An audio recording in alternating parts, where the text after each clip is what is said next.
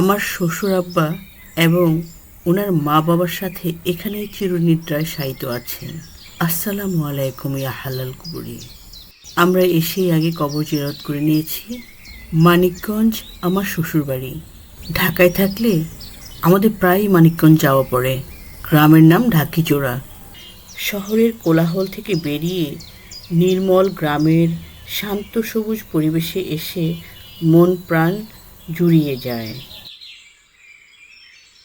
এই যে বিশাল জায়গার যতদূর চোখ যায় পুরোটাই আমার শ্বশুরের জায়গা।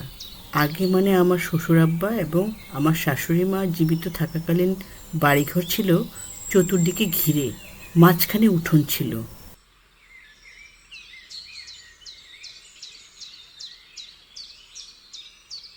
মোটরের সাহায্যে পুকুর থেকে মাটি তোলা হচ্ছে।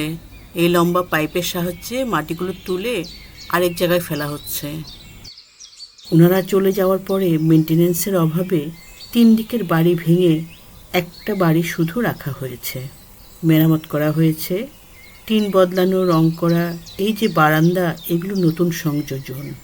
একজন কেয়ারটেকার আছে, সেই দেখে শুনে পরিষ্কার করে রাখে। এমনিতে কেউ থাকে না। তারা আমাদের গাছের ডাব পেড়ে রাখে, ডাবের পানি খায় এবং ওদেরকে বললাম ভালো কিছু কচু শাক তুলে দেওয়ার জন্য। তারা সুন্দর করে আমাদের জন্য কচু শাক তুলে পাতা এবং ডগা আলাদা করে ব্যাগে ভরে দিয়েছে।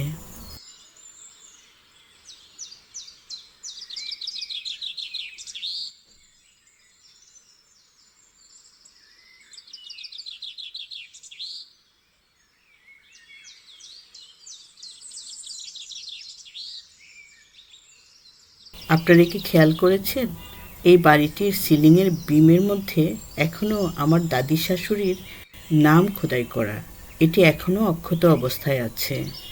আমরা গেলে গ্রামের পরিচিত জনরা সবাই আসেন, ওনাদের সাথে গল্প হয়, বেশিরভাগই স্মৃতিচারণ। বারবার এই মাটির টানে ফিরে আসি, যে মাটি একসময় সকল মুরব্বীদের পদচারণায় মুখর ছিল। তাদের পদধূলি আছে এইখানেই। বাতাসে গভীরভাবে শ্বাস নিলে এখনও তাদেরকে অনুভব করা যায়।